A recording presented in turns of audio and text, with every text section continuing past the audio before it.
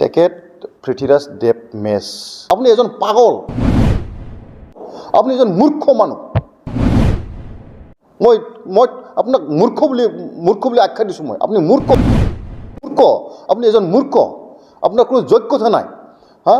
M P এটা সন্মানীয় এটা পদবী।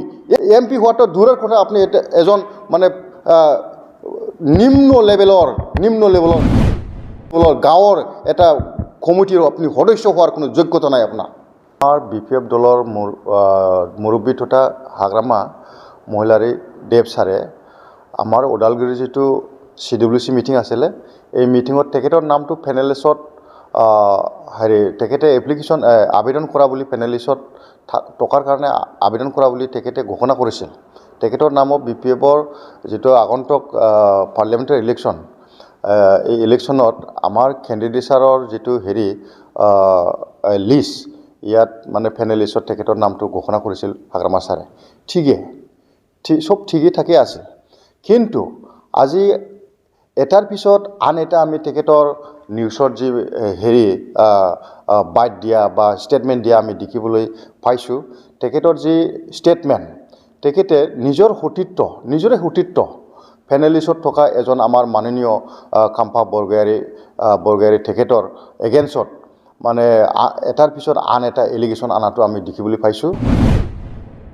তেখেতক আমি এক প্ৰকাৰ ৱাৰ্ণিঙে, মই চিৰাং জিলা BPFৰ এজন কৰ্মী হিচাপে তেখেতক মই ৱাৰ্ণিঙে দিছোঁ। আপুনি BPFৰ টিকেট বিচাৰিছে, ঠিকেই আছে, কিন্তু কোনটো ভিত্তিত আপুনি আমাৰ যিটো পেনেলিষ্টত থকা নিজৰে সতীৰ্থ বুলি ক'ব পাৰে, নিজৰ সতীৰ্থৰ এগেইনষ্টত তেনেকুৱা এলিগেশ্যন আনাৰ ক্ষমতাটো আপোনাক কোনে দিলে? মই মেছক কৈছোঁ, আপোনাক কোনে দিলে? আপুনি আজিলৈকে BPFৰ প্ৰাথমিক সদস্যই নহয়। আপুনি আমাৰ দলৰ প্ৰাথমিক সদস্যই নহয়। পেনেলিষ্টত উঠিছে বুলিয়ে যে আপুনি ইমান এটা ডাঙৰ লেকচাৰ দিব, পাৰ্টিৰ কোনো ডিচিপ্লিন নমনাকৈ, পাৰ্টিৰ কোনো ডিচিপ্লিন, পাৰ্টিৰ কোনো ছিক্ৰেচি মেইনটেইন নকৰাকৈ আপুনি এটাৰ পিছত আন এটা এলিগেশ্যন আনি আছে। সেইটো অত্যন্ত দুৰ্ভাগ্যজনক। আৰু মই চিৰাং জিলা BPFৰ ফালৰ পৰা মই ক্লিয়াৰভাৱে মই ক'ম যে তেখেতে কেণ্ডিডেটছাৰ বা টিকেট পোৱাটো দূৰৰ কথা। তেখেতক আমি তেখেতে ৰিকুৱেষ্ট কৰিলেও, এপ্লিকেশ্যন দৰখাস্ত দিলেও আমি তেখেতৰ প্ৰাথমিক সদস্য আমি নিদিম, এনেকুৱা আমি সিদ্ধান্ত লৈছোঁ। মই বাৰম্বাৰ তেখেতক শুকাই দিছোঁ।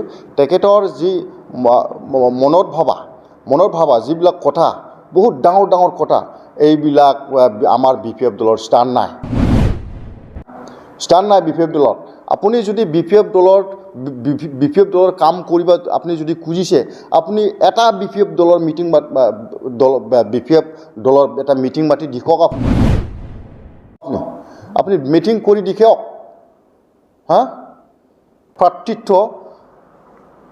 প্ৰাৰ্থিত্ব পোৱাটো দূৰৰ কথা। তেখেতক যদি আমাৰ হাই কামানে যদি প্ৰাৰ্থিত্ব দিয়ে, আমি তেখেতক ভোট দিয়াৰ পৰা আমি আঁতৰাই থাকিম।